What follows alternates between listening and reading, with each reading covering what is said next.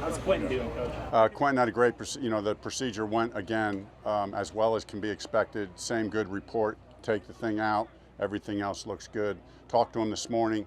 Was in good spirits. You all know Quentin's got this intensity about him. I can assure you, after having a procedure, that intensity hadn't changed one bit. Just talking about how he's going to approach the next few weeks to continue to get better every day. I mean, he's not going to waste a day. He's already given me his plan every day, how he's getting better. So love his approach. Thoughts on Jacob today? Excuse me? Jacob today? Thoughts? Jacob had a really good day today. Yesterday wasn't the best day, to be honest. And, just said to him out there, hey, man, that's the way to bounce back. That's what we do as quarterbacks, as a team. Yesterday, it wasn't just Jacob yesterday. The offense struggled. There were a few bright spots yesterday. Sam looked really good yesterday. A few other guys looked really good. But other than that, we struggled on offense a little bit yesterday. But today, right from the start, from the very first period, I'm sure you guys could see it and feel it. And that was led, starting with Jacob. He really looked good today. Scott Milanovic mentioned yesterday how he bounces back from adversity is kind of a big evaluation. Is that? Yeah, I mean, it is. And that's what Scott was talking to the quarterbacks about, yesterday. So, yeah, again, you can't overreact. You get mad with the bad practice, but you can't overreact. So, in the same way, you can't overreact to a good practice. You got to stay focused. So that's what we'll try to do. What have you seen so far with Pittman and Taylor, guys, second year? What have you seen to show you that they've made that expected leap? Just a confidence, and an attitude of taking that next step. I mean, Pittman, he's one of my favorite guys as far as the toughness mentality. I mean, we got a lot of tough guys in our team, but his approach mentally is second to none. I mean, the guy is a warrior. He wants to take every rep. You got to hold him back. He's always fighting to get better. So I think he's ready to take a big step this year.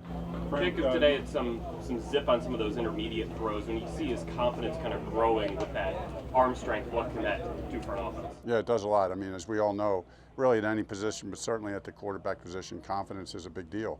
And there's only one way to get it, and that's execute. Execute and stack play by play. And as you guys know, the quarterback position is tough. You're dependent on a lot of other guys, so you can have a few things go wrong that sometimes aren't your fault, but it reflects on you. But that's the job, and so you got to still find ways to overcome that. But today was a good day for all the quarterbacks, but Jacob in particular. Frank, does the install change at all with Jacob as the one? And if it doesn't, how big is that for you guys getting to really evaluate him? Yeah, no, the install does not change. And right now, as like most clubs, our first number of installs are really big, right? They're really big. So, and today, like last night, was the first what I would call small install. So some of that you're going to see. Now we're starting to repeat. Like today, we're repeating plays that were from install 1 and 2. That's part of the reason why you see the better execution.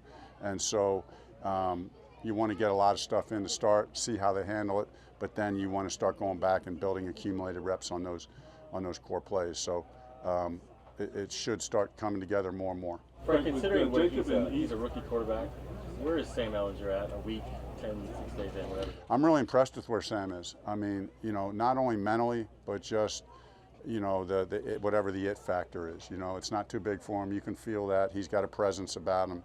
And he has instincts. You can just feel he has good quarterback instincts. He understands. I told him yesterday, it's very apparent he understands how to keep the game simple. And, that's a big deal. So he does a very good job of that. He's a very different quarterback than Jacob, right? I think they both have different strengths, I guess.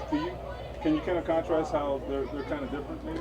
Yeah, I mean, Jacob is, he's got an elite arm. I mean, Jacob's got an elite arm and big, strong. He's athletic. I mean, they're both athletic, but I think Sam's a little bit more of a runner. He's proved that in college. I mean, he makes a lot of plays with his feet.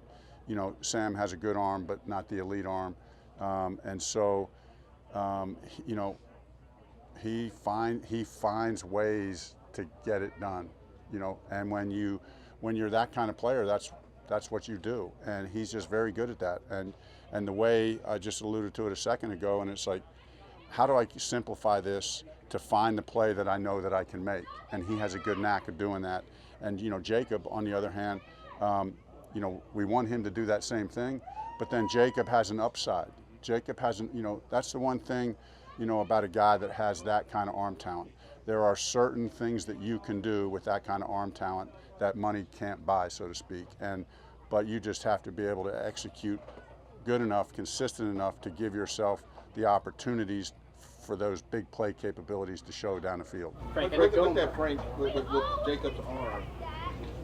He seems like he has no fear in trying to get the ball somewhere.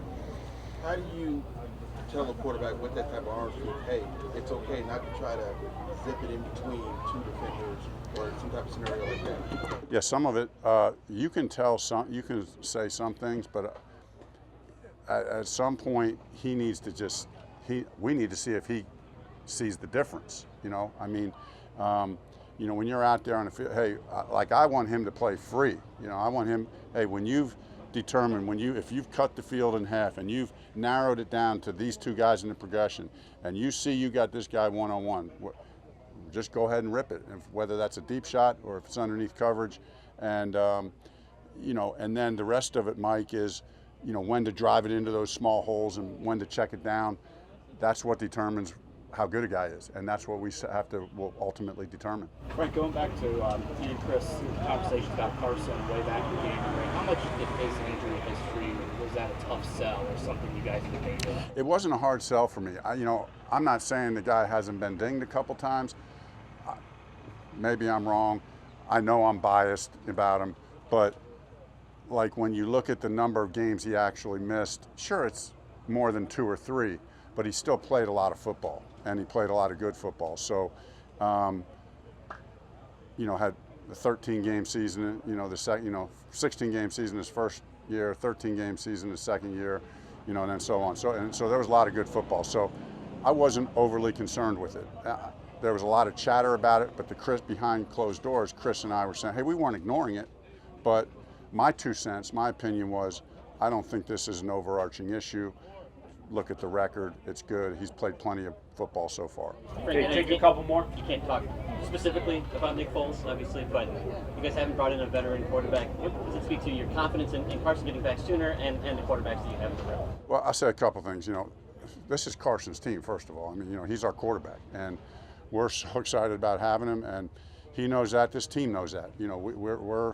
When we brought him here, for one reason. It wasn't to, he's going to compete, but it wasn't he's going to come in here and lead this football team. I don't mind talking about Nick Foles. I love Nick Foles. He plays for the Chicago Bears, and haven't talked to him, but I think he's a great player. I think he's proven that. I think he's a great teammate. There's nothing about Nick Foles I don't like. I think he's a winner. He's certainly a guy that fits our kind of culture, but he plays for the Chicago Bears. We're glad we got the guys we got, and we're focusing on getting our team better, and I'm excited about that and the players that we have. Okay, Thanks. last one here. Right, George was asking. You mentioned that the whole offense had struggled, and today was a better day. How much was the offensive line a part of that? I actually thought the offensive line yesterday was okay. It wasn't their best day, but it wasn't their worst day. I thought skill player-wise, not just, I thought skill player-wise yesterday was not our best day. Was not our best day. So I think the O-line, to me, even without Eric, without Quentin, and without Ryan, I'm not going to lie, I've been very impressed with the offensive line without those guys in there. I feel like we're running the ball in camp, and now that we got pads on, I think there's a lot of good things showing up.